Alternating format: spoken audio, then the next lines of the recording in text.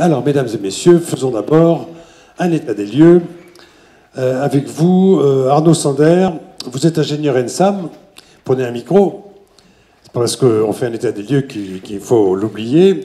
Vous avez d'abord conduit une carrière dans l'industrie automobile, puis l'industrie ferroviaire, et enfin dans celle du mobilier de bureau. Puis vous êtes revenu, vous aimez ça les études, hein, vers la case études, celle de l'international MBA d'Audencia.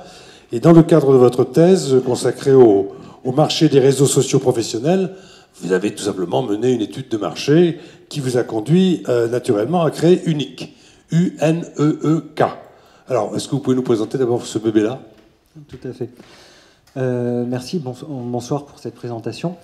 Alors, Unique, je vais plutôt vous parler de Cosmopolite.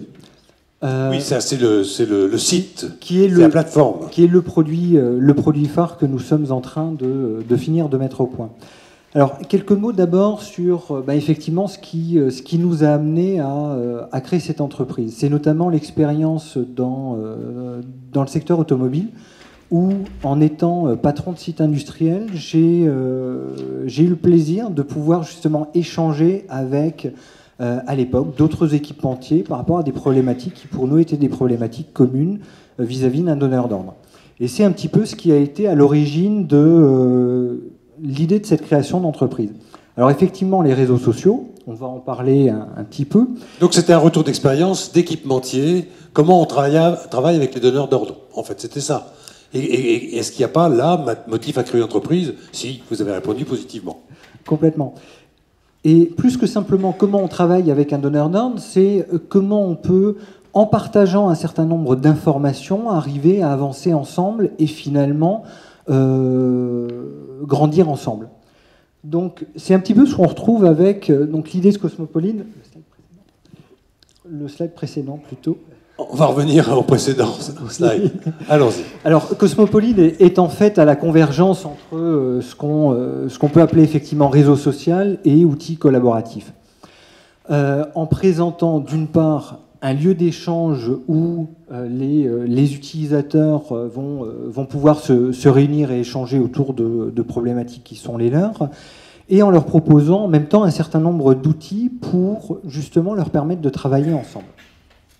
Donc voilà un petit peu le positionnement de Cosmopolite. Alors ce sont des outils qui vont permettre de travailler ensemble et qui font fi, pardonnez-moi cette question un peu provoque, mais des outils dont disposent des entreprises pour elles-mêmes.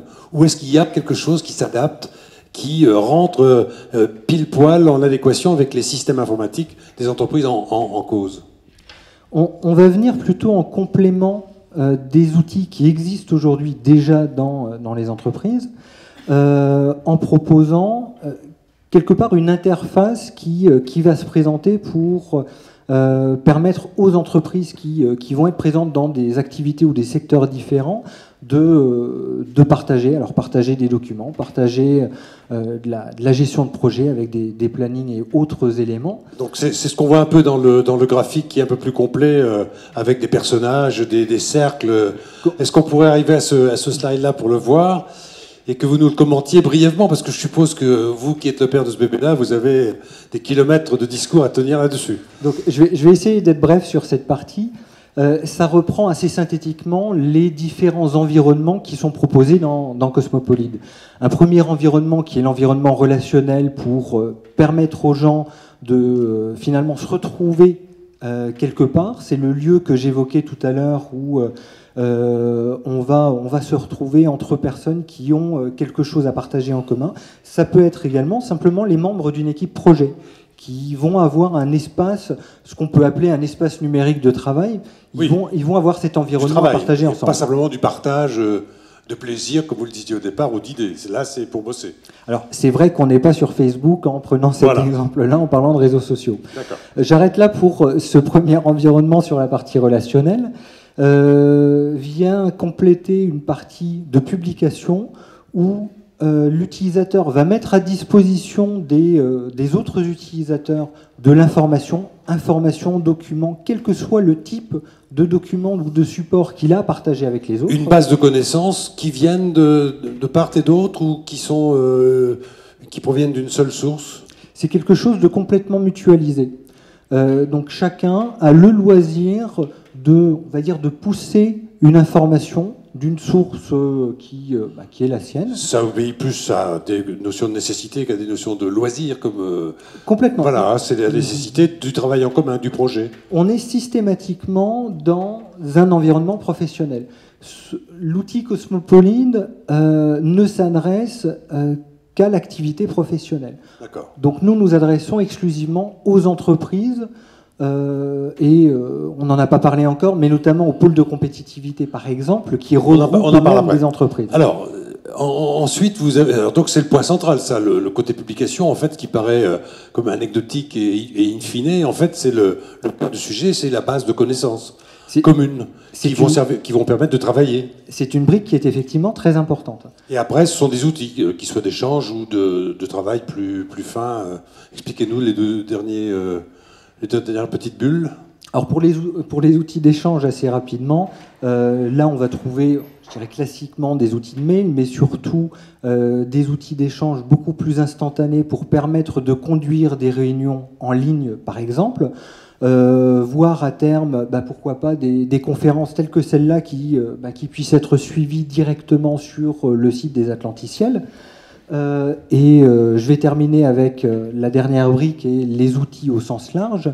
Et là, on va trouver par exemple des outils, alors outils de gestion de projet, outils de partage d'agenda, et véritablement des outils assez pratiques qui, là encore, vont accompagner les utilisateurs dans leur quotidien. Merci. Alors, on revient vers vous tout de suite. Marc Bidan, vous êtes professeur, vous êtes enseignant-chercheur en sciences de gestion à l'École polytechnique de l'Université de Nantes. Vous intervenez en master recherche et professionnel à l'Institut économie et de management de Nantes. Vous êtes au sein de Polytech directeur du service transversal Hommes, Entreprises, Société, et vous êtes également directeur de la formation continue. Que de casquettes. Finalement, ce qui nous intéresse, c'est de savoir finalement qu'est-ce qui vous amène à être expert ici et sur la notion d'entreprise étendue. Qu'est-ce que vous avez à nous dire sur le sujet là pour l'instant ? Alors, bonsoir tout le monde déjà, et bonsoir. L'expertise, si un enseignant-chercheur a une expertise ce soir, c'est en système d'information. On parle d'entreprise étendue. Le mot le plus important, c'est étendue. C'est pas entreprise. Donc ça veut dire qu'on travaille sur ce qu'on appelle des transformations organisationnelles, sur des phénomènes qui changent pas mal la donne, la règle du jeu, qui transforment en fait des pratiques parce que les territoires changent. Voilà. En gros, une entreprise étendue, ça apparaît comme quelque chose... Elle sort de son territoire. Voilà, elle est sortie de son territoire, elle l'a ouvert, elle l'a cassé. La notion de territoire au sens organisationnel, au sens d'un organigramme, avec j'ai le droit de faire ça, j'ai pas le droit de faire ça, disparaît au profit d'un autre territoire qui est un territoire applicatif, numérique, et qui est beaucoup plus compliqué à cerner, à délimiter. C'est-à-dire qu'il faut faire... là, du coup, il n'y a plus de relations hiérarchiques classiques qui balisent tous les mouvements. Elles existent toujours, mais... Il n'y a pas des reportings classiques qui balisent aussi les autres mouvements. Elles existent, mais elles sont contournables. Voilà. Et c'est ça qui change tout.